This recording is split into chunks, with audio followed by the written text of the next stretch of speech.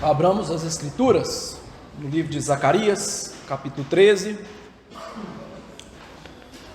A partir de hoje faltam 8 sermões para a gente terminar o livro. Então 8 semanas para a gente terminar a exposição desse livro, que já há alguns meses estamos meditando nele. Graças a Deus por isso. Zacarias 13, 1 e 2. Eu lerei e peço aos irmãos que acompanhem com muita atenção a leitura de Zacarias 13, 1 e 2. Diz assim: Naquele dia haverá uma fonte aberta para a casa de Davi e para os habitantes de Jerusalém, para remover o pecado e a impureza. Acontecerá naquele dia, diz o Senhor dos Exércitos, que eliminarei da terra os nomes dos ídolos, e deles não haverá mais memória. E também removerei da terra os profetas e o espírito imundo. Vamos orar. Nosso Senhor Deus, nós te louvamos, bendizemos o nome.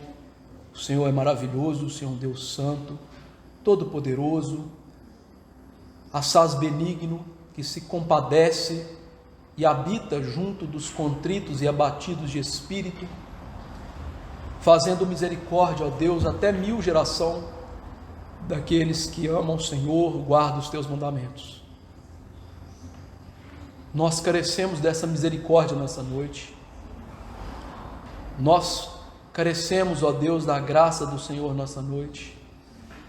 Nós carecemos que o Senhor olhe para nós como pecadores arrependidos, pecadores, ó Deus, agora cheios do Teu Espírito e que clamam o perdão dos seus pecados, choram pelos pecados perdoados pela morte de Jesus, e pecadores que têm plena consciência da fonte de perdão, uma fonte inesgotável para as nossas vidas. E confiados nessa fonte inesgotável de perdão, que é o nosso Senhor e Salvador Jesus Cristo, nós te imploramos que nessa noite o Senhor venha falar conosco por meio da exposição das Sagradas Letras. Esta Bíblia, toda ela é a Tua Palavra, inspirada, inerrante, infalível, preciosíssima, ó Deus, mais depurada do que o ouro que passou 7 vezes por cadinho. E assim, ó Deus, eu te imploro que esta preciosidade, esse tesouro santo do Senhor, possa encontrar o baú do nosso coração. Que o Senhor venha colocar essa palavra no nosso coração para não pecarmos contra Ti. Que o Senhor venha colocar essa palavra no nosso coração para vivermos todos os dias com base nessa palavra. Mas para isso, é preciso que nesse momento nós tenhamos olhos, ouvidos espirituais. Jesus, o Teu Filho, está lá no céu dizendo nesse momento, em cada lugar que está sendo pregada a palavra, aquele que tem ouvidos para ouvir, ouça o que o Espírito diz. Por isso, abra os nossos ouvidos e os nossos olhos. Tira a nossa cegueira provocada pelos ídolos e pelo pecado, e que enxerguemos a Tua luz e nos aproximemos dela para a nossa salvação. Como disse o Teu profeta, se eles não disserem à luz e ao testemunho, jamais verão a alva. Dai-nos a ver a alva da salvação nas nossas vidas. Que sejamos como os justos, que os seus caminhos, ó Deus, vão brilhando cada vez mais, até que um dia eles sejam perfeitos, brilhosos como a luz da aurora. É isso que queremos. E mais do que isso, acima de todas as coisas, queremos, ó Deus, que o Teu nome santo seja adorado nesse momento das Escrituras serem expostas. Este é o momento auge da vida de uma pessoa, ouvir a palavra, e assim seja para nós nessa noite. Em nome de Jesus. Amém. Queridos irmãos, nós agora entramos nos últimos oráculos de Zacarias, o segundo oráculo final dos 3 que compõem o fechamento desse livro. E no capítulo 12, nós vimos aqui, do verso 1 ao 9, um poema em que Deus promete ajudar o seu povo, em que Deus promete derrotar de maneira última, final, os inimigos do seu povo. O verso 9 do capítulo 12 termina com a batalha final entre Deus e os ímpios, Deus e Satanás, Deus e a morte, em que Deus vai vencer todos os seus inimigos.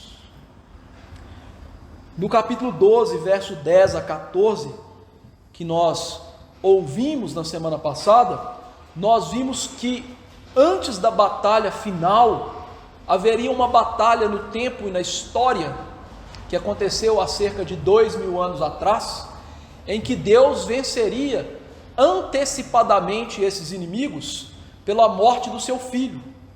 E aquela morte, a morte do primogênito de Deus, faria com que Deus derramasse o seu Espírito Santo aos seus eleitos, um Espírito que traria graça aos eleitos, e essa graça nos eleitos os levaria ao verdadeiro arrependimento para a vida, que seria visto pelo choro dos nossos pecados.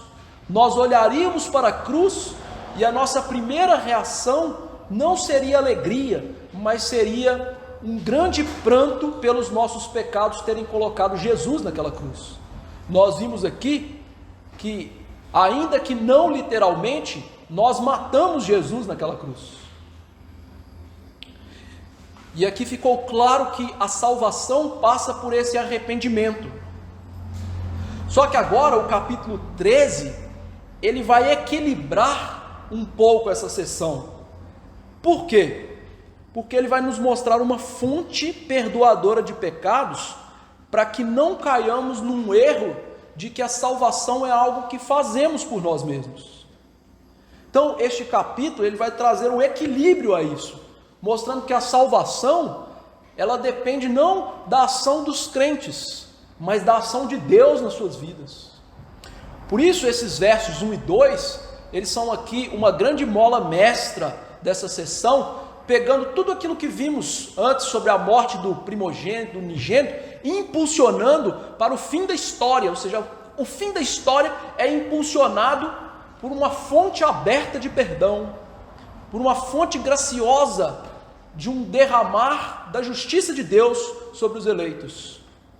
E esses versos 1 e 2, ele nos ensina a seguinte ideia central: a morte do pastor divino abre a fonte de perdão e santificação para os eleitos. Ou seja, o que nos dá perdão e santificação? É a morte de Cristo que abre essa fonte de Deus para nós. É ela que abre as comportas dos céus com as bênçãos espirituais. É a morte de Cristo que faz isso por nós.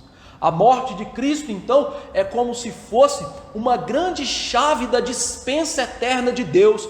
Tudo o que precisamos está lá, entesourado, guardado. Mas como ter acesso a isso? Através da morte de Jesus. O primeiro ponto do nosso sermão, o verso 1, mostra que a fonte aberta, ela é aberta por meio de Cristo. Diz aí: naquele dia haverá uma fonte aberta para a casa de Davi. E veja que o profeta vai aqui nos rememorar o naquele dia anterior, para que ele nos ensinasse a seguinte verdade: lágrimas não podem perdoar pecados. Eu posso chorar pelos meus pecados, mas não é o meu choro que compra o perdão dos meus pecados. Porque se fosse assim, a salvação ela seria meritória, ela seria do homem.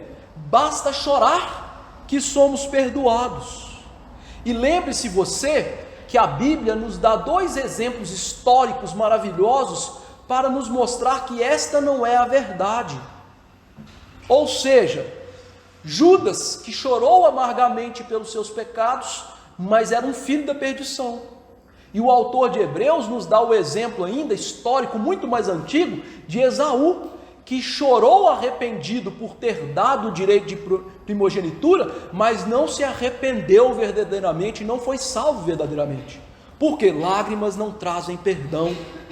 O perdão não vem através de ações piedosas que fazemos. E aqui o profeta quer livrar-nos da falsa ideia, que é muito corriqueira na igreja, de que nós somos os responsáveis pela nossa salvação. Ou seja, as obras humanas são basilares para nos salvarmos. Mas a Bíblia, irmãos, mostra que a salvação sempre se dá por um perdão gracioso, um perdão de uma fonte inesgotável que é o próprio Deus.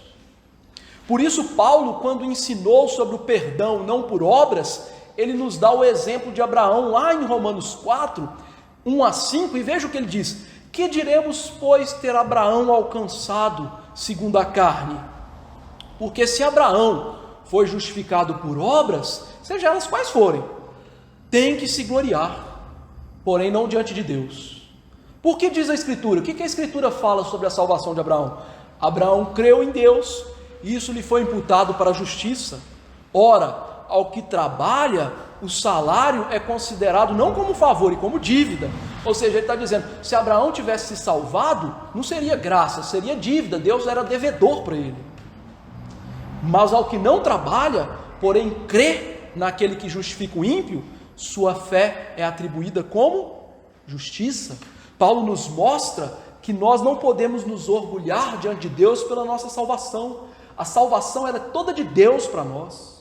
A salvação ela é mostrada na palavra pela graça de Deus, baseada na graça e no que Deus fez por nós, e não no que fazemos por Deus.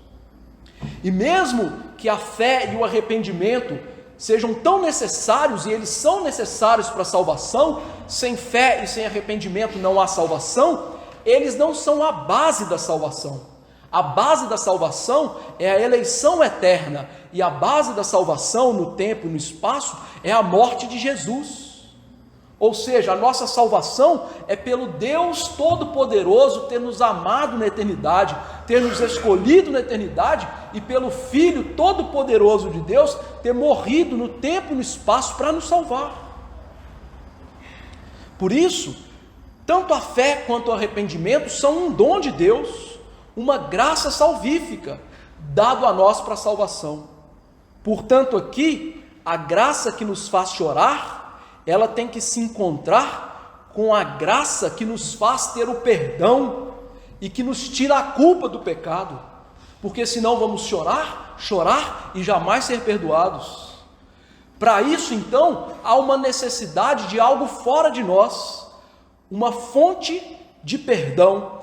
E quem vai providenciar essa fonte? O profeta diz, naquele dia. E quando ele diz naquele dia, ele está recapitulando aqui o capítulo 12, verso 11, que ele diz, naquele dia, será grande o pranto em Jerusalém. Naquele dia, ou seja, o dia que o primogênito morreria, o dia em que Cristo fosse para a cruz do Calvário, o dia em que ele fosse traspassado para nos dar perdão. Deus aqui então oferece uma fonte a todos aqueles que recebem graça para chorar dos seus pecados e se arrependerem, mas para que eles sejam perdoados não por isso, mas pela própria fonte aberta. Aqueles aqui então que choram não como quem não tem esperança, porque não tem acesso a essa fonte. Eles choram porque eles têm acesso a uma fonte que jorra eternamente para o perdão de pecados. Eles têm seus pecados perdoados, suas consciências apaziguadas pelo perdão, e tudo isso porque Cristo pode e dá não só o arrependimento, mas também o perdão, para que o nosso choro jamais seja em vão. E queridos irmãos, onde Ele concede o arrependimento, Ele também concede o perdão, porque essas duas coisas são como gêmeos siameses que não podem se separar. Onde há choro pelo pecado, há a alegria do perdão de pecados. Onde há um verdadeiro arrependimento, há uma fonte eterna jorrando dentro de nós. Essa fonte vem do lado perfurado de Cristo. Assim nos ensina um puritano: aqueles que olham para o Cristo traspassado e choram pelos seus pecados que cometeram, e percebem que seus pecados levaram à morte do Filho de Deus, eles sabem que traspassaram a Cristo. Eles podem olhar novamente para Jesus, agora não mais somente como um traspassado, mas como uma fonte eterna de perdão. Isso acontece porque não há nenhum outro meio de salvação. Isso acontece porque é preciso que Cristo seja o único caminho, a única verdade, a única vida, e não os seres humanos. Isso acontece por causa da nossa natureza pecaminosa. Todos nós, queridos irmãos, mesmo que hoje sejamos regenerados e salvos, nascemos como contaminados, nascemos na impureza do pecado, uma impureza que contamina a nossa alma, uma natureza radicalmente tortuosa, que nos faz perturbados em nós mesmos, desqualificados para o serviço a Deus e de antemão inimigos de Deus. Mas para esses não há impossibilidade de salvação. Todos nós éramos assim, impuros, impedidos de aproximar de Deus. E o Antigo Testamento, e aqui esse verso está cheio, recheado, todo ele lastreado no Antigo Testamento, nos ensinava que a pureza cerimonial apontava para a impossibilidade do pecador se salvar e para a realidade de que o pecado nos separa de Deus. Esta verdade, ela era exemplificada, por exemplo, no dia das mulheres, ou seja, no seu curso natural aí, a cada 28 dias, em que elas eram tiradas lá do arraial do povo de Deus e ficavam morando 7 dias fora do arraial, e para voltar tinham que ser purificadas. O problema não é a menstruação, não é a sujeira, não é nada disso. O problema é que Deus estava ensinando ali para o ser humano essa verdade. O pecado nos contaminou de tal forma que para nos adentrarmos na presença de Deus, para nos achegarmos a Deus, nós precisamos de ser limpos, mas essa limpeza não está em nós. Essa limpeza tinha que vir de Deus, do sacerdote de Deus, e que obviamente apontava para Jesus Cristo, o sumo sacerdote que nos limpa dos nossos pecados. Então, o que nós precisamos em todos os tempos não é uma limpeza externa, mas interna, uma limpeza que vem do coração e não uma limpeza que vem do corpo, porque se fosse assim, irmãos, era muito simples, era só criarmos uma banheira na nossa casa e ficarmos 24 horas deitados em banheira nos lavando, estávamos no céu. Mas a verdade não é essa. O que contamina o homem é o que vem de dentro, é a sua natureza carnal, pecaminosa, e é essa que essa fonte de perdão de pecados vai limpar, vai nos limpar onde realmente importa, onde realmente é sujo o nosso coraçãozinho. E veja que a verdade é que todos nós éramos como essas coisas impuras, merecíamos a porção com os impuros, mas, meus irmãos, podemos ser perdoados, porque as fontes de perdão de Deus, como nós lemos aqui em João, são como rios inesgotáveis de perdão. Esta mesma verdade aparece em Ezequiel, primeiro no capítulo 36, e ele vai trabalhando esta verdade, que quando Ezequiel vê essa fonte de perdão, ela começa como um riachinho, e depois ela era um rio tão fundo que não dava para atravessar, ou seja, o perdão não para de jorrar de Deus, o perdão não para de fluir do sangue de Cristo, da misericórdia perdoadora de Deus. Por isso essa fonte, em primeiro lugar, na nova aliança, ela é uma fonte. Ela é uma fonte porque há uma plenitude inesgotável. A misericórdia de Deus, quando é derramado o seu Espírito, é suficiente. Há méritos em Cristo suficientes para perdoar o pecado de todos, se Ele quisesse. Mas Ele perdoa dos seus eleitos, mas é suficiente. Perdão para o maior dos pecadores, perdão E veja que o fato de ser uma fonte, se você fosse um judeu, você logo ia pensar, as bacias se tornaram um rio. Você já tomou banho de caneco? É demorado, não é? É judiado, não é?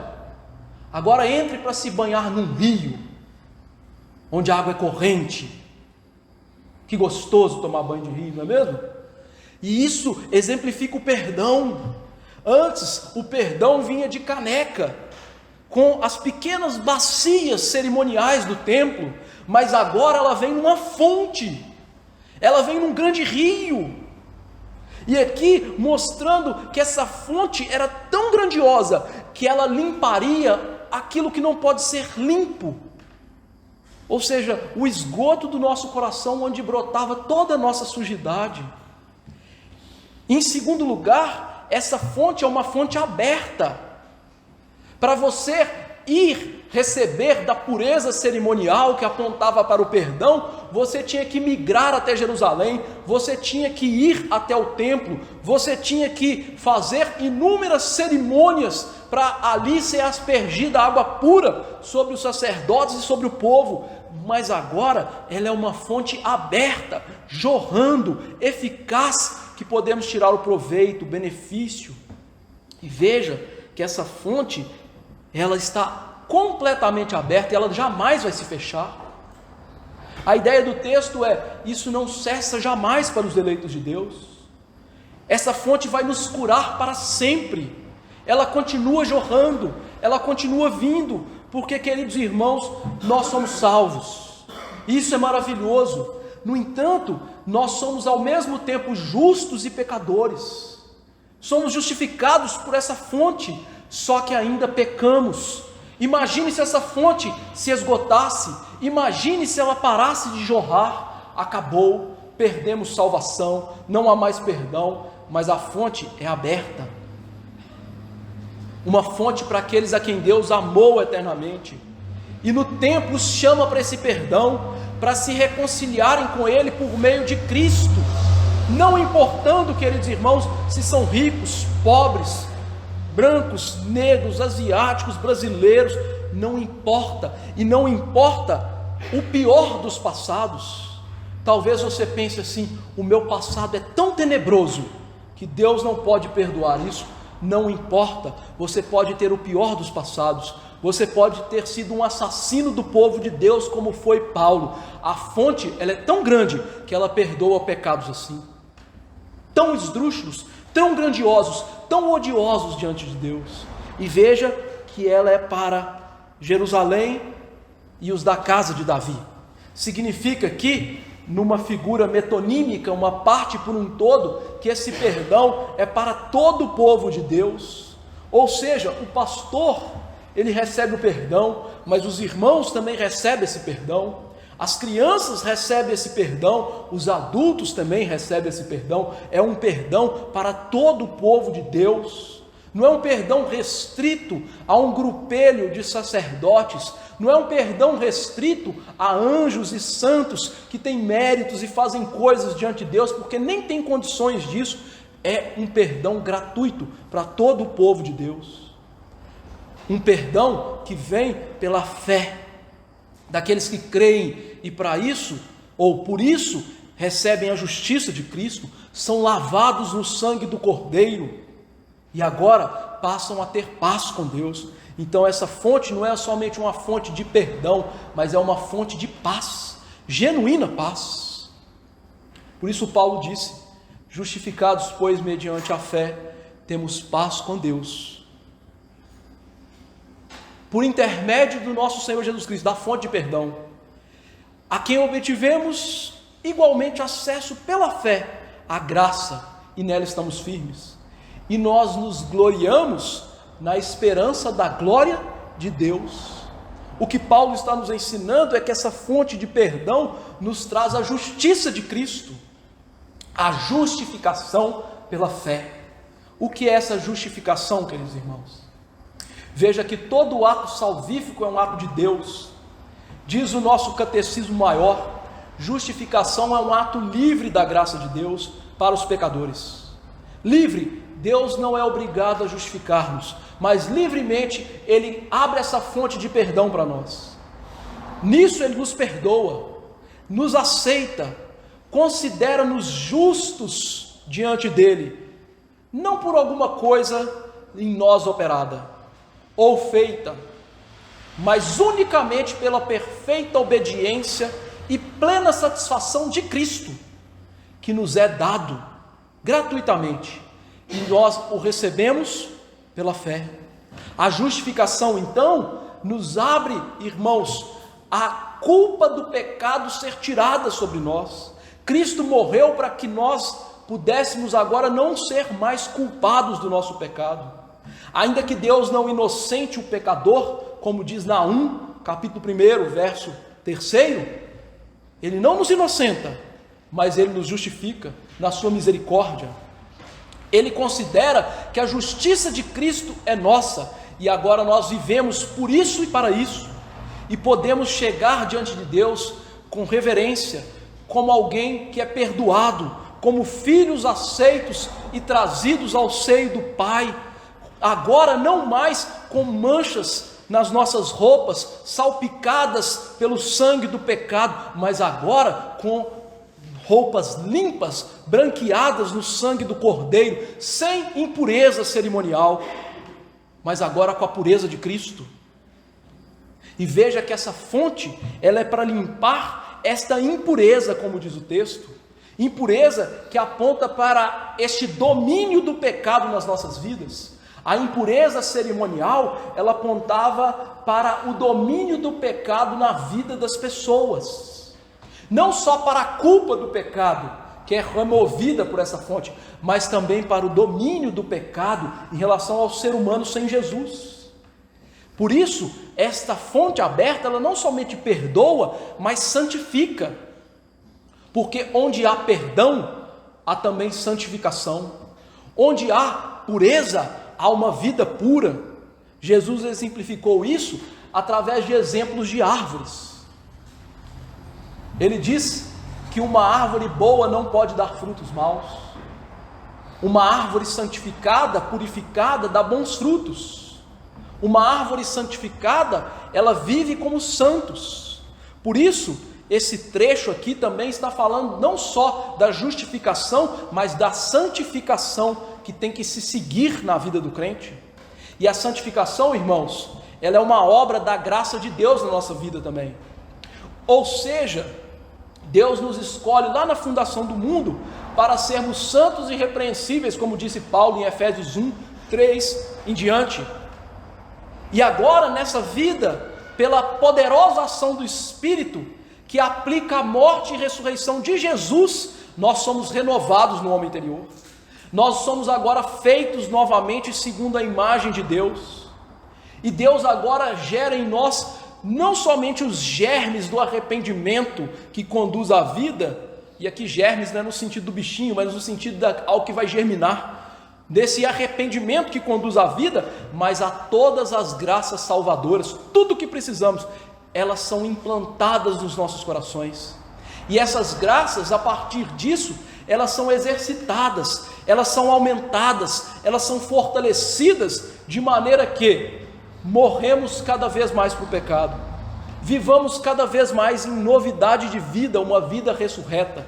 É o que lemos aqui em Romanos 6. Paulo diz: vocês morreram para o pecado? Vivam para a justiça, matem o pecado em vocês. Então essa fonte traz perdão, que é a justificação, mas traz limpeza, que é a santificação. A santificação, agora, Deus tira o domínio do pecado das nossas vidas, para que não mais olhemos o pecado como um amigo íntimo, mas como um inimigo dentro de nós. Deus agora vai tirar esse gosto do domínio do pecado, e aqueles que são lavados nessa fonte e são justificados e santificados, eles passam a entender que o pecado habita neles e que aquilo lhes gera um desespero santo, como Paulo disse: ah, desventurado homem que sou, quem me livrará do corpo desta morte? E ele diz: graças a Deus pelo nosso Senhor Jesus Cristo, que vai nos livrar disso. A justificação então tira a culpa, e essa santificação, ela em primeiro lugar tira o domínio, mas todos os dias ela vai tirando a sujeira do pecado nas nossas vidas, porque pessoas perdoadas são pessoas limpas por Deus, são pessoas que amam obedecer a Deus. E veja que ninguém nas Escrituras jamais foi justificado para viver no seu pecado. 1 João 3, 2-9, o apóstolo diz: todo aquele que permanece nele, em Jesus, não vive pecando. Todo aquele que vive pecando não o viu, nem o conheceu. Filhinhos, não vos deixeis enganar por ninguém. Aquele que pratica a justiça é justo, assim como ele é justo. Aquele que pratica o pecado procede do diabo, porque o diabo vive pecando desde o princípio. Para isso se manifestou o Filho de Deus, para destruir as obras do diabo. Todo aquele que é nascido de Deus não vive na prática do pecado, pois o que permanece nele é a divina semente. Ora, esse não pode viver pecando, porque é nascido de Deus. Ou seja, todo aquele que recebe perdão e é nascido de Deus, e que o Espírito jorra na sua vida como um rio abundante, caudaloso, crescente, ele também cresce em santidade, ele não vive no pecado, o pecado não lhe é um hábito. E, irmãos, eu quero fazer uma diferenciação para os irmãos. O que é isso? Eu vou usar um exemplo da atividade física. A atividade física, ela pode ser esporádica. Geralmente a gente tem os atletas de fim de semana, né? Chega lá na quadra, né? Aquele sujeito em forma de barril, né? Com o meião que nem consegue subir na canela de tão inchado que está o pé do bicho, de tanta pinga que ele está tomando, né?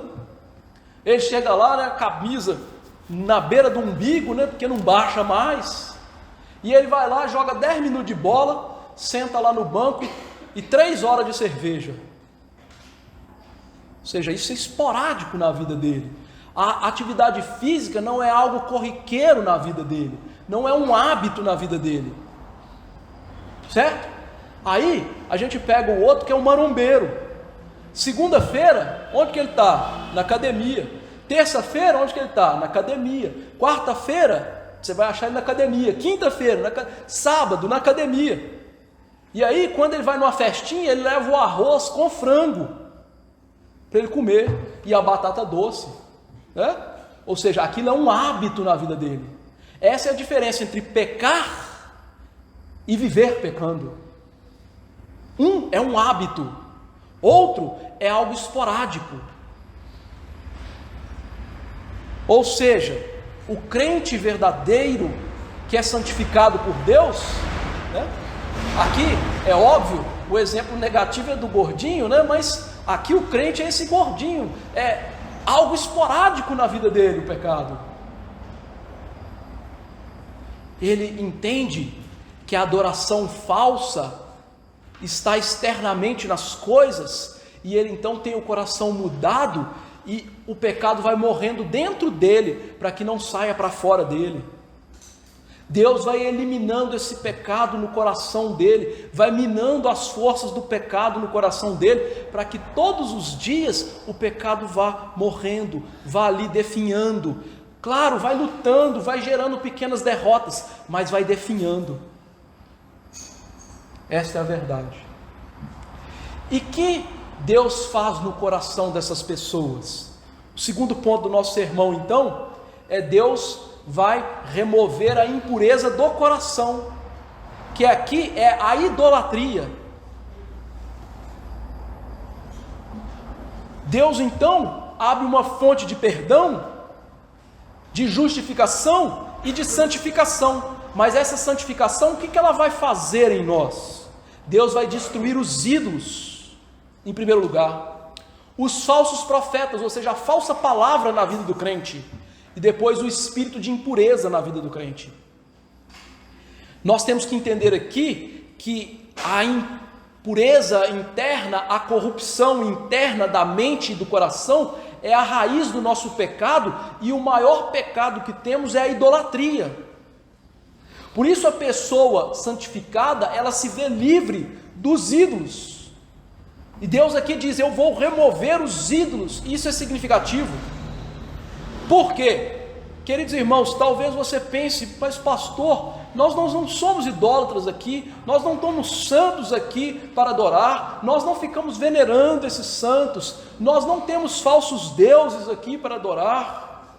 Como que Deus remove os nossos ídolos? Irmãos, o processo de santificação e esta graça de Deus nas nossas vidas é para remover-nos do cativeiro dos ídolos, que é o cativeiro de Satanás. Diz Calvino que o coração do homem é uma fábrica de ídolos. Satanás, queridos, ele é tão astuto que ele usa a natureza do homem caída para nos aprisionar, criando ídolos no nosso coração, substituindo o verdadeiro Deus e colocando coisas no nosso coração que para nós são mais importantes do que Deus. E nós nos enganamos achando que nós não estamos adorando ídolos, mas quando eles estão lá no coração. E veja, queridos irmãos, a palavra tem um texto brilhante para nos mostrar essa realidade, que os ídolos, eles começam lá, dentro do nosso coraçãozinho, lá que é a verdadeira morada dos ídolos. Ezequiel diz assim: veio a minha palavra do Senhor dizendo: filho do homem, estes anciãos levantaram seus ídolos dentro do seu coração, tropeço para a iniquidade que sempre eles têm diante de si. Sempre eles têm diante de si. Acaso eu vou permitir que eles me interroguem? Portanto fala com eles e diz-lhes: assim diz o Senhor Deus, qualquer homem da casa de Israel que levantar os seus ídolos dentro do seu coração e tem tal tropeço para a sua iniquidade, e vier ao profeta, eu, o Senhor, vindo ele, vou responder segundo a multidão dos seus ídolos. Esse texto nos mostra a realidade humana, que os ídolos começam a brotar dentro de nós e não fora de nós. E Satanás vai usando isso, fazendo com que o nosso coração deixe a adoração a Deus e adore a Ele por meio desses ídolos. Paulo, em 1 Coríntios 10, ele diz que o ídolo não é nada. Só que quando nós adoramos ídolos, nós estamos adorando os demônios, ao próprio Satanás. E para minar isso na nossa vida, para que deixemos de servir a Satanás, os nossos ídolos, o coração tortuoso, Deus tem que fazer uma obra de limpeza no nosso coração. Porque o nosso inimigo, ele é tão astuto que ele vai usando coisas legítimas e que são boas. Ter família é algo bom? Maravilhoso. Mas se você amar sua família mais do que Jesus, aquilo é um ídolo para você. Ter um trabalho e esforçar-se nesse trabalho para ganhar o seu sustento é algo bom? É algo legítimo? Sim, a Bíblia nos ensina isso, que ganhamos o pão com o suorzinho do nosso rosto. Mas se aquilo se torna mais importante do que Deus, aquilo é o nosso ídolo. Nosso estudo, quem está aí na escola, é bom, é legítimo? Sim, mas se aquilo sobrepuja Deus na sua vida, se você ama mais estudar do que a Deus, aquilo é o seu ídolo.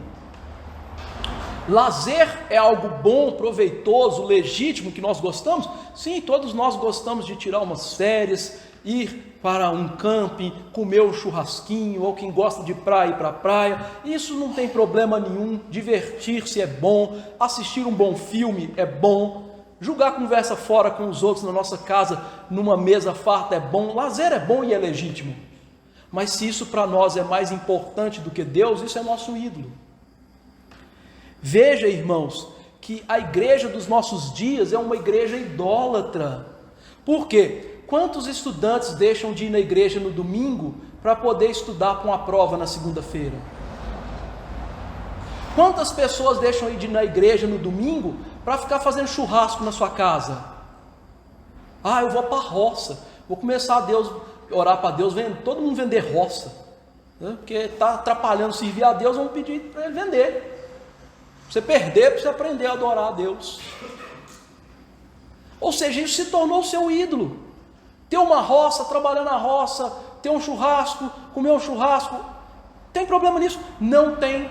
Só que nós começamos a nos escravizar por essas coisas e passamos a desobedecer a Deus por essas coisas, de maneira que agora nos tornamos escravos do pecado, devotando nossa vida ao nosso interesse.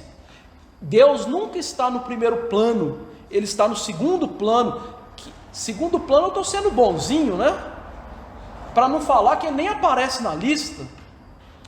E veja, queridos irmãos, que isso acontece em pessoas que usam o nome de Deus na alegação de que estão servindo a Deus, mas lá, em primeiro lugar no seu coração, o reino, Jesus, a sua glória não é um interesse genuíno. Pessoas em estado de pecado e miséria podem até ser boas religiosas, mas elas são vendidas aos ídolos do coração, elas são escravas voluntários, em que elas servem esses ídolos com prazer, disposição. E sabe o que é pior? Elas são incuráveis em si mesmas. Ou seja, elas não têm remédio para essa idolatria, elas não têm como se livrar dessa escravidão. O que elas precisam? Dessa fonte aberta de perdão, uma fonte inesgotável que, quando entra no coração, ela tira esses ídolos do coração, ela faz brotar o rio de Deus que vai levando essa sujidade embora todos os dias.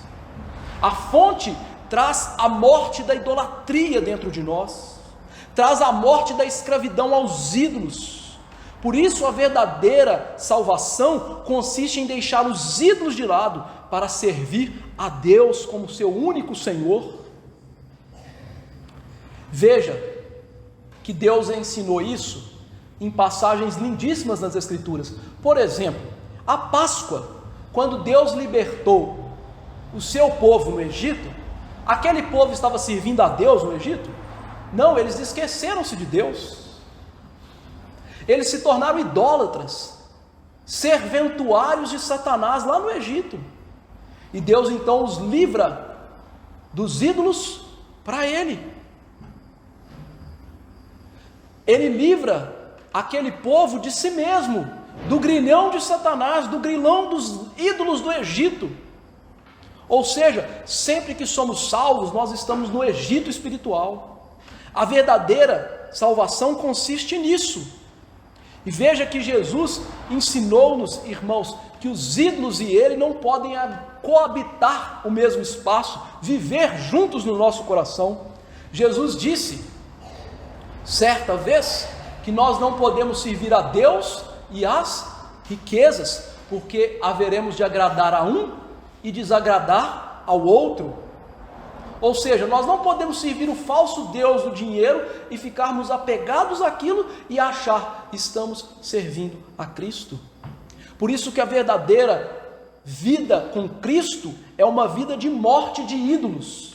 Jesus chamou isso de tomar a cruz e seguir. Remover a idolatria para um discipulado verdadeiro, onde a vida é morte, onde perder é achar. Em Marcos 8, 34 a 36, ele diz: convocando a multidão e juntamente os seus discípulos, disse: se alguém quiser vir após mim, a si mesmo se negue, negue os seus ídolos, tome a sua cruz, morra e siga-me. Quem quiser, pois, salvar a sua vida, perdê-la-á. Quem perder a vida por causa de mim e do Evangelho, salvá-la-á. Matou seus ídolos, salvação.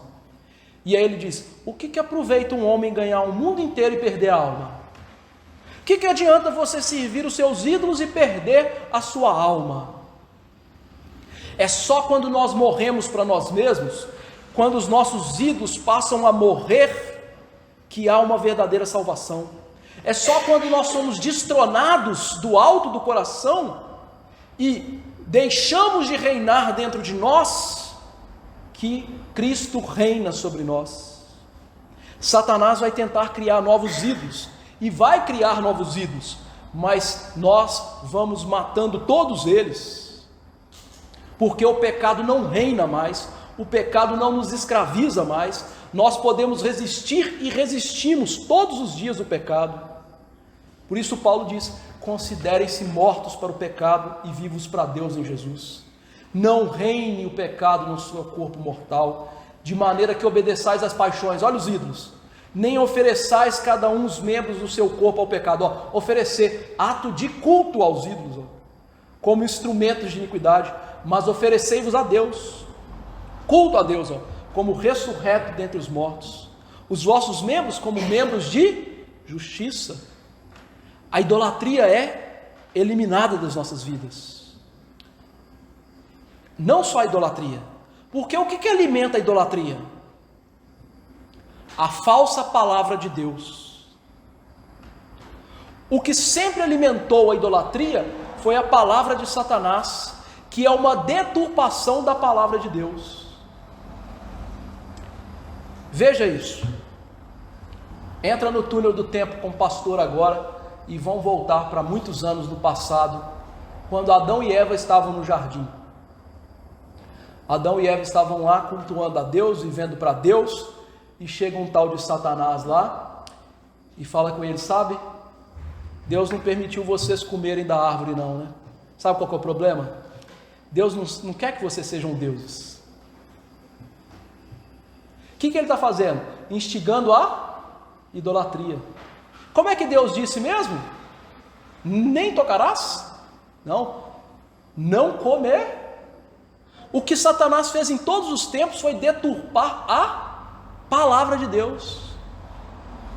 Percebeu? Ele pega a palavra de Deus, inverte a palavra de Deus: certamente não morrereis, pode comer. O que alimenta a idolatria é a palavra de Satanás, é a mensagem de Satanás através da palavra de Deus, no sentido dele perturbar, deturpar, torcer a palavra de Deus para alimentar os nossos ídolos. Foi assim que os falsos profetas de Israel sempre fizeram. Disseram: paz, paz, e não havia paz, o povo estava em pecado e ia ser destruído. Os falsos profetas, eles têm ascendência na vida dos ímpios. Por quê? Porque eles alimentam o ego de cada um dos ímpios. Por isso as falsas igrejas estão cheias, porque os falsos líderes lá pregam uma mentira disfarçada de verdade e que portanto não pode ser verdade, alimentando o ego das pessoas. Os púlpitos das maiorias das igrejas hoje são púlpitos de Satanás disfarçados de púlpitos de Cristo. Afinal, Paulo diz que ele se disfarça como um anjo de luz. Satanás não vai chegar na igreja aqui falando assim: eu sou Satanás e eu estou aqui pregando para vocês. Ele vai pregar como se fosse Cristo. Por isso João disse que ele falava como dragão e parecia um cordeiro, lá no livro de Apocalipse. Por quê? Porque essa mensagem, ela não atrai só Adão e Eva, ela atrai todas as pessoas com falsas promessas de liberdade, de felicidade. São mensagens que nos ensinam que Deus não é o mais importante, o importante é ser rico, que Deus está servindo você e não você servindo a Deus. Que para você o importante é ser curado, mas perdão não importa. É um evangelho misturado com a vontade do homem, ligando só com a vontade temporal do homem, uma mensagem que alimenta o homem, o ego humano, que alimenta os ídolos do nosso coração: poder, dinheiro, liberdade, pecados e outras coisas que nós vemos na deturpação de tudo aí. E aí, queridos irmãos, vem aquela famosa frase: onde há o Espírito do Senhor, há liberdade. Sim, onde há o Espírito do Senhor, há liberdade. Não para fazermos o que quiser, mas para sermos libertos dos ídolos e servirmos a Cristo e não mais os ídolos. Essa é a verdadeira liberdade. Não é ficar rodando na igreja, não é ficar rindo igual hiena, não é ficar querendo ganhar dinheiro, não é colocar Deus contra a parede e falar assim: você tem que me dar isso. E veja que eu usei você, né? Não é nem tu. Tamanho desrespeito. Por isso, inúmeros hoje buscam mensagens mentirosas. Deus tem um plano para você, Deus quer te ver feliz, Deus quer o melhor na sua vida, Deus vai te curar, você não precisa sofrer. Pessoas que são enganadas com esse tipo de mensagem mostram claramente que são pessoas sem fé verdadeira, que estão servindo os ídolos, que estão enganados pelos ídolos.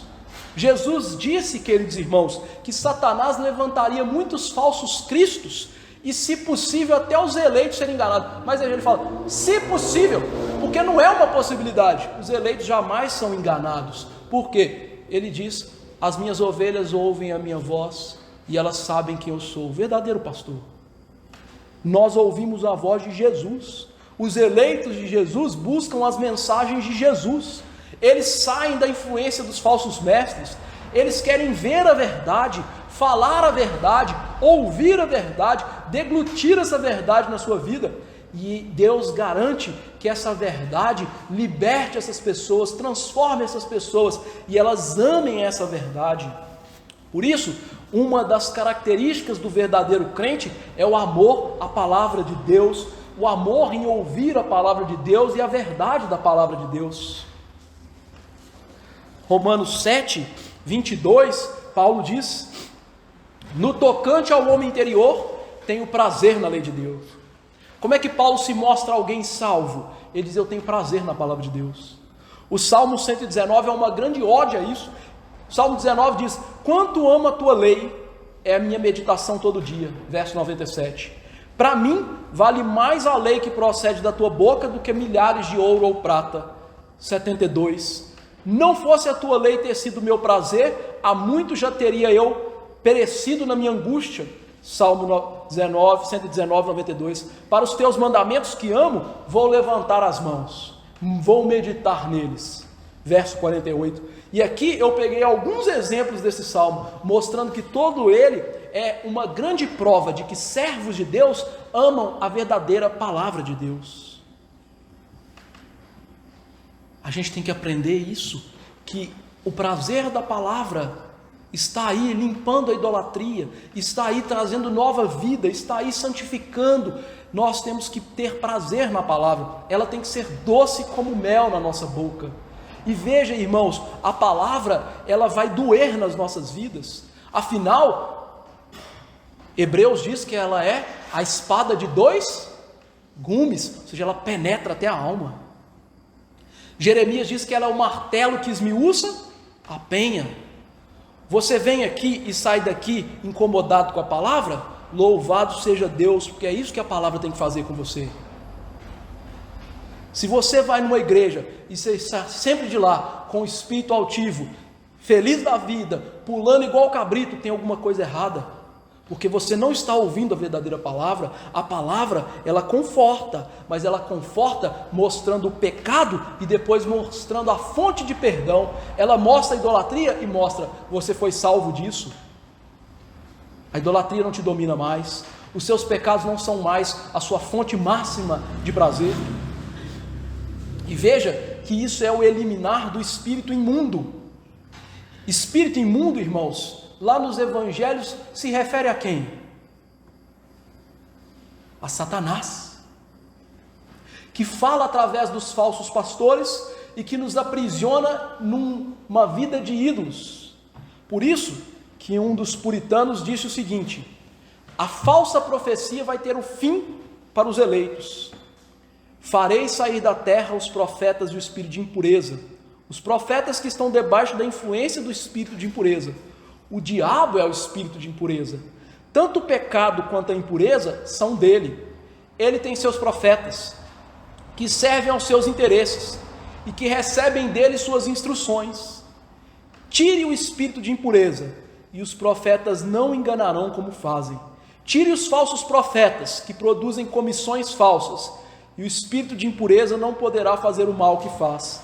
Quando Deus planeja que os falsos profetas sejam silenciados, Ele tira o espírito de impureza que operava neles e que rivalizava com Ele pelo trono do nosso coração. Deus tira de nós o domínio de Satanás, que antes nós servíamos, e por isso nós paramos de ouvir a Satanás na boca dessas pessoas. Entenda, queridos irmãos, que mesmo eleitos, salvos, transformados, todos nós, quando nascemos, nós não nascemos filhos do Senhor Pai Celestial. Eu sei que é difícil lembrar isso, Mas esta é a verdade.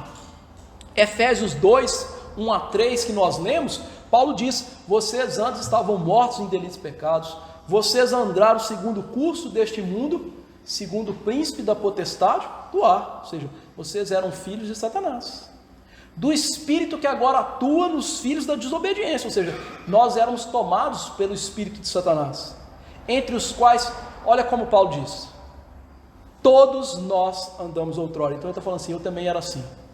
E veja que Paulo era um dos maiores religiosos dos seus dias, segundo as inclinações da carne, fazendo a vontade da carne e dos pensamentos, e éramos por natureza, então, mais uma vez ele diz, filhos da ira como os demais, ou seja, filhos de Satanás como todos os outros.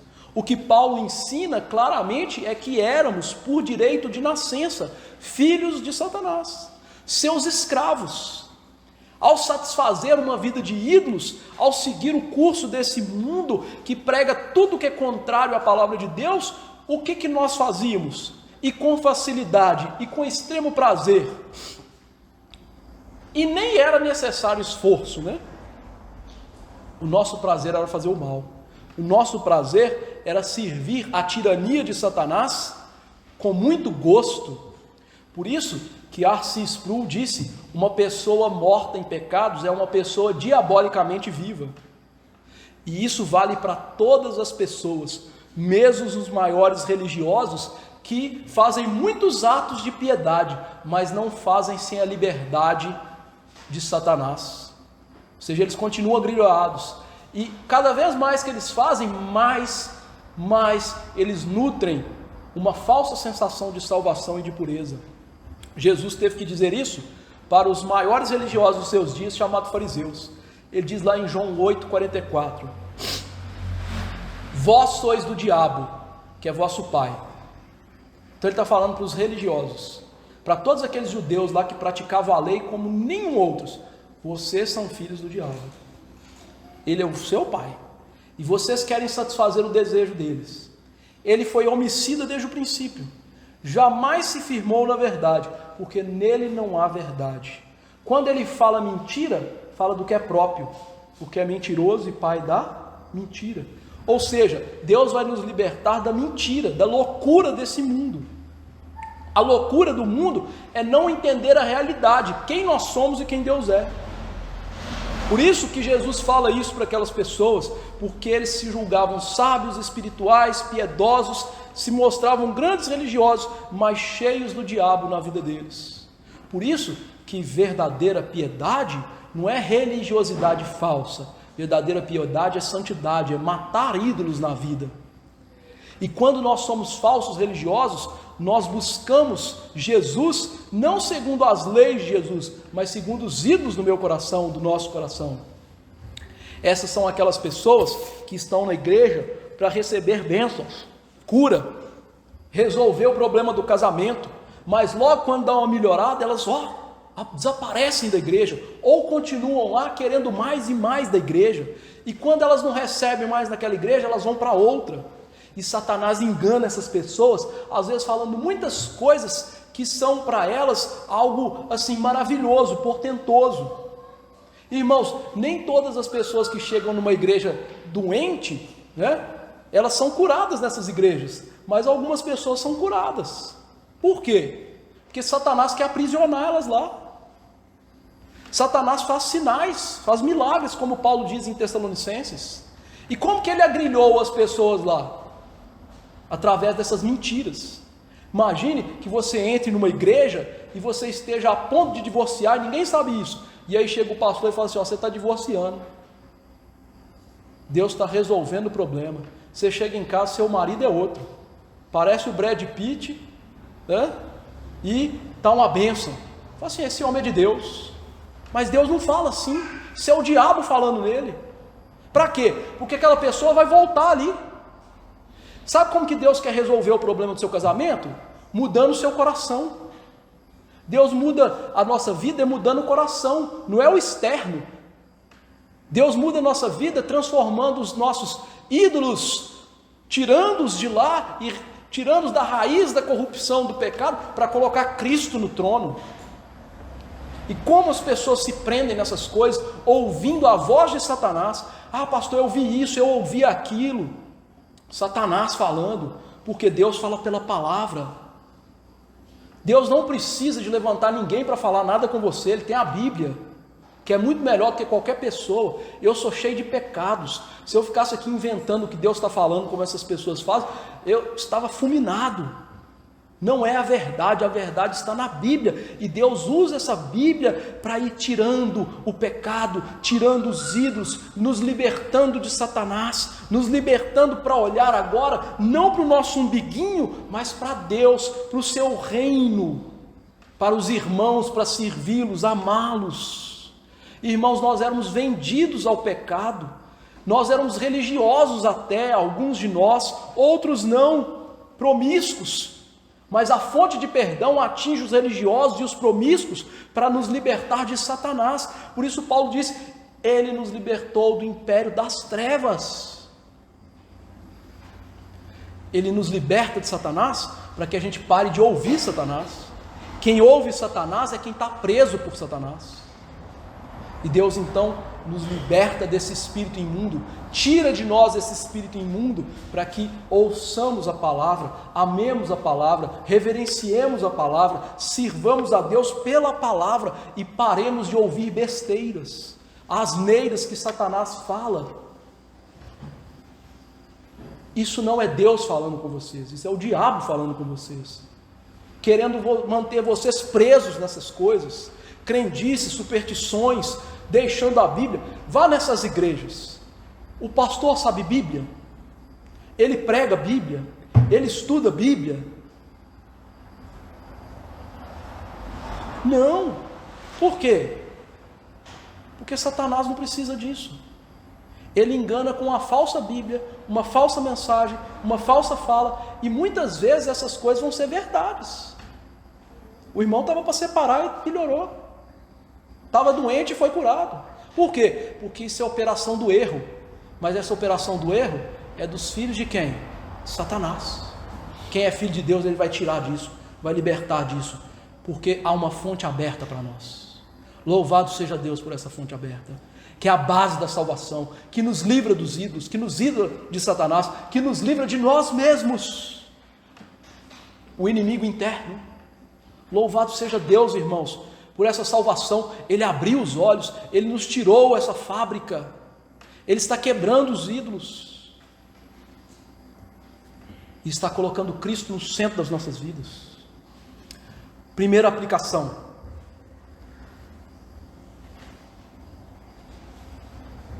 devemos admitir que a semente de todos os erros, de todos os pecados, está implantada em cada um de nós, para que cada um seja o seu mestre e se engane, pois não estávamos apenas dispostos ao que é falso, mas nós nos precipitávamos com toda a força para ele.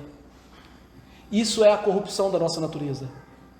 Mas ao mesmo tempo, quando a liberdade é tomada para nos ensinar as coisas que não mais agradam aos homens, mas a Deus, toda religião corrompida é tirada das nossas vidas, porque a religião que é corrompida, ela se mistura com as coisas de Deus, com as coisas dos homens, cogita das coisas de Deus e das coisas dos homens, de modo que não há diferença entre luz e trevas. Deus então aqui lembra que a igreja não pode subsistir a menos que a falsidade da pregação mentirosa seja tirada e transformada em verdade, que a zombaria contra a vontade da palavra de Deus seja tirada e a palavra de Deus seja amada, crida, respeitada e tenha-se o desejo de vivê-la. Segunda aplicação: João Calvino disse o seguinte: também podemos deduzir outro princípio, que a palavra de Deus não somente mostra o caminho para nós, mas ela descobre as ilusões de Satanás nas nossas vidas. Pois dificilmente 1 em 100, e ele está falando num período de reforma, ele não está falando hoje não, 1 em 100 segue o que é certo, exceto se for lembrado do que deve evitar.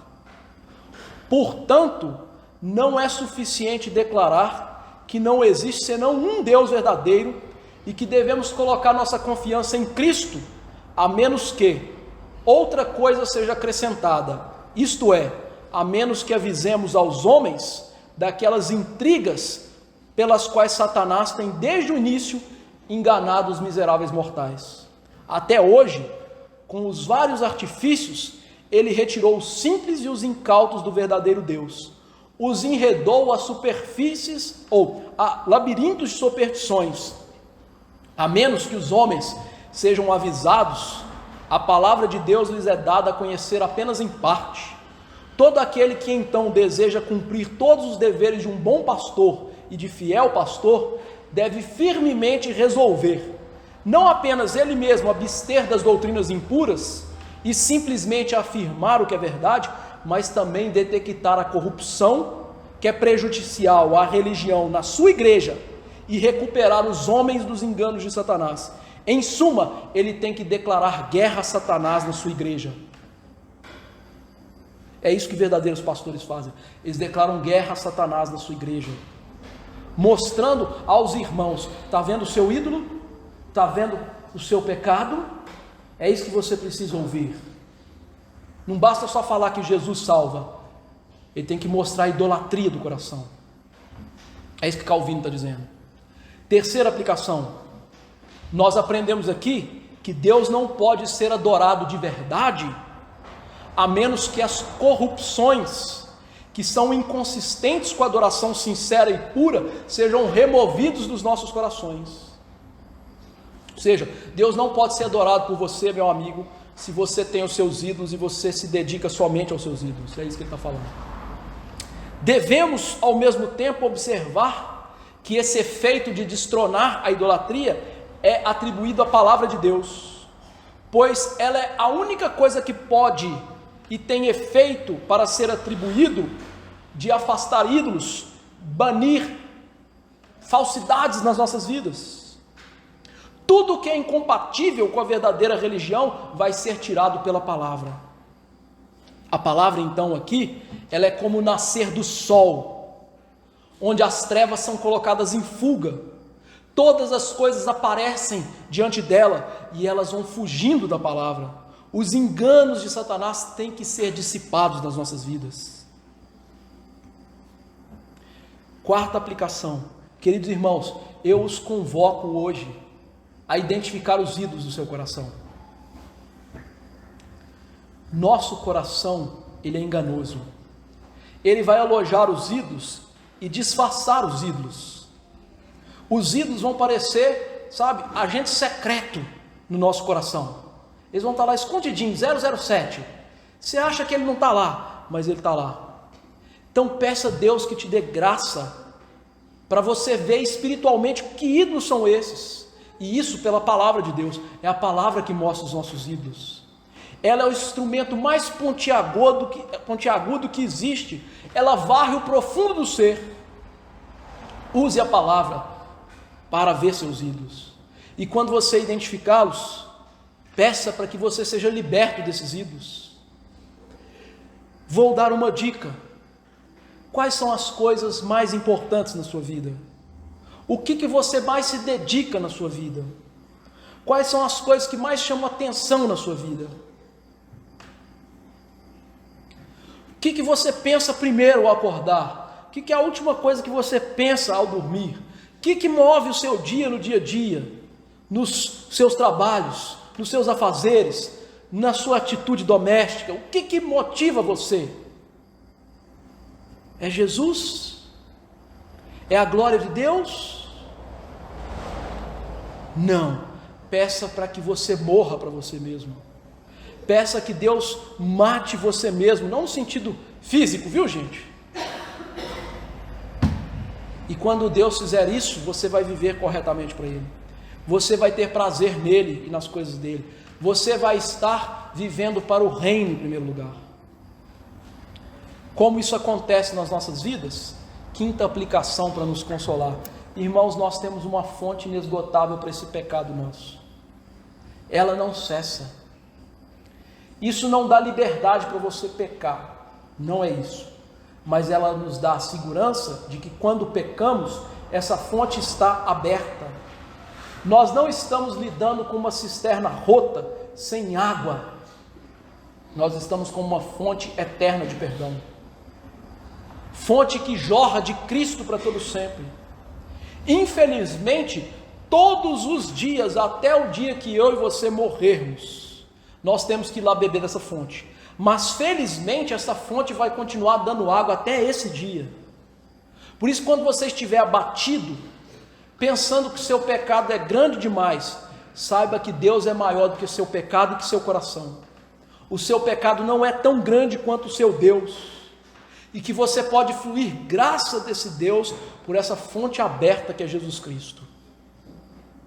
Sexta aplicação: procure diligentemente sua santificação. Procure matar o pecado dentro de você. Não permita que o pecado, irmãos, crie raízes e se desenvolva na sua vida. Disse o puritano John Owen: o pecado sempre quer o maior estrago na sua vida. E ele exemplifica isso de maneira tão bonita, né? Eu vou dar um exemplo, né? O pecado, ele quer te levar a sair de uma simples pessoa que faz uso de álcool para ser um bebum inveterado. Ele quer te levar de uma simples pessoa que tem um desejo impuro por uma mulher, por alguém que vive na promiscuidade. O pecado sempre quer o maior efeito destrutivo na vida dele, na vida de uma pessoa. Então, o que fazer? Levantar a luta no coração contra esse pecado.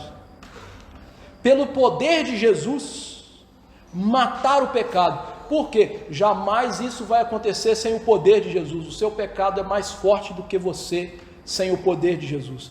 Vencer o pecado só é possível por meio de Jesus e a mudança que ele traz no coração.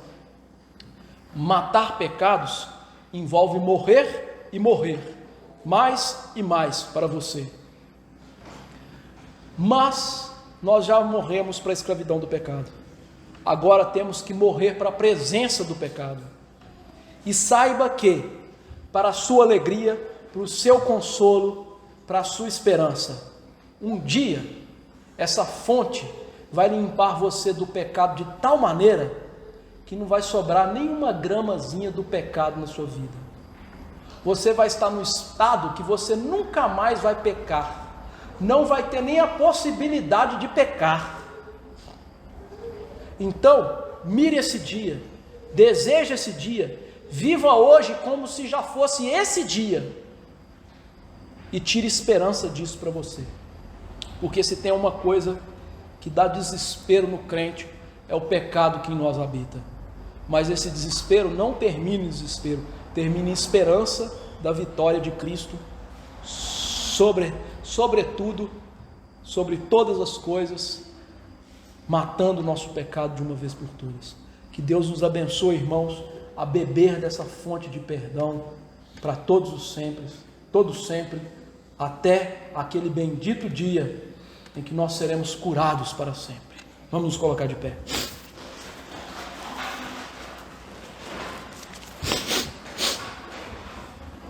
Senhor Deus, te agradeço pela fonte eterna e aberta de perdão, que é o nosso Senhor Jesus Cristo. Peço a Deus que o Senhor nos impulsione a ir até essa fonte de perdão. Nos dê graça de chorar pelos pecados e olhar para o traspassado não somente como aquele que foi traspassado pelos pecados, mas como uma fonte eterna, miraculosa, limpa, verdadeira, inesgotável para as nossas vidas. Senhor, faça brotar do nosso interior um rio verdadeiro de água da vida do Senhor. Faça brotar em nós, ó Deus, não somente a santificação inicial, mas a santificação todos os dias. Ajude-nos, ó Deus, a nos santificar. Eu sei que é uma obra da Tua graça, mas é uma obra a qual também nós vamos atuando. Por isso, como Paulo disse, gere em nós o querer e o realizar, ó Deus. segundo a tua boa e bendita vontade. Termine essa obra em nós. Mate os ídolos do nosso coração, Senhor. Ajude-nos a identificar esses ídolos e a não servi-los, a considerá-los, ó Deus, nada nas nossas vidas, e que tenhamos Cristo como soberano Senhor do nosso coração. Dai-nos prazer nas coisas de Jesus, acima de todas as coisas dessa vida. Dai-nos, ó Deus, que vivamos a vida comum do lar, pensando na glória de Jesus, que saiamos para trabalhar nos nossos dias, pensando na glória de Jesus, que ao comprarmos uma roupa, lembremos da glória de Jesus, ao comer uma comida quentinha e gostosa, lembremos da glória de Jesus, que ao ver o ar que respiramos ou senti-lo, lembremos da glória de Jesus, que ao olhar para o nascer do sol e o seu se colocar também no poente, lembremos da glória de Jesus Cristo. Ou seja, que Cristo seja realmente soberano nos nossos corações, que nossa vida seja vivida na presença do seu Filho amado Jesus Cristo e para a glória do teu Filho amado Jesus Cristo. Deus bendito, e eu te imploro, livre as igrejas do Senhor, ó Deus, da falsa adoração, das falsas palavras. Muitos hoje estão aí enganados por Satanás, por essa operação do erro, e Satanás faz sinais, Deus. Elas estão vendo coisas reais, mas coisas reais do capeta, e estão acreditando que é palavra do Senhor. Esse anjo falso, demoníaco, está aí vestindo roupa de luz e enganando muitas igrejas. Tenha misericórdia, Deus, faça com que esses falsos profetas e o espírito imundo seja tirado dessas igrejas, para que elas preguem a palavra, para que haja vida, para que haja Jesus no centro, para que a idolatria seja tirada. As igrejas evangélicas hoje são mais idólatras do que as igrejas católicas, com seus incontáveis anjos que veneram e seus incontáveis ídolos que veneram, Senhor. Porque as pessoas estão lá não por causa de Jesus, para a glória de Jesus, mas estão por causa de cura, de sexo, de prazer, de fama, de dinheiro. Seus ídolos estão lá nutrindo Satanás nas suas vidas. Tenha misericórdia, Deus, porque isso corta o coração dos teus eleitos que olham para muitos enganados. Tenha misericórdia. E eu sei que os teus eleitos lá, o Senhor vai tirá-los. Se o Senhor não reformar essas igrejas, o Senhor vai alcançar os teus eleitos lá, porque não é possível que eles vivam enganados. Por isso, gere igrejas saudáveis e santas na nossa cidade, para que esses eleitos sejam recebidos nessas igrejas e sejam santificados nessas igrejas. Ó Deus, tenha misericórdia e nos ajude a viver essa mensagem, a ter esperança por aquele bendito dia que o Senhor vai nos livrar para sempre desse pecado que em nós habita, esse inimigo interior tão terrível. Nos dê vitória sobre ele, em nome de Jesus, amém. Que a graça do Senhor Jesus Cristo, o amor do bendito Pai e a consolação do Espírito estejam para sempre com os eleitos do Senhor. É assim que oramos, amém.